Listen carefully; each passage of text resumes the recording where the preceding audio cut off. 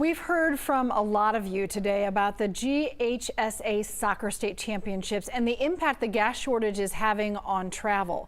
Several Metro Atlanta schools are facing each other in the final, but being forced to play several hours away in Savannah.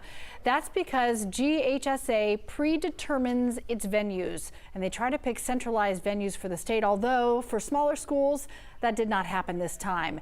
It has requirements for a venue to host a championship. One athletic director told 11 Alive players and teams should not have trouble getting to the games.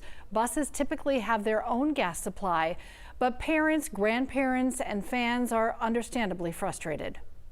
They put these two Atlanta teams playing in Savannah, which is about 250 miles from Atlanta. They're in the middle of exams. There's a gas shortage. It just seems a lot to the kids and the parents. So there have been a lot of calls to move the game, but the game is still going to happen tonight in Savannah.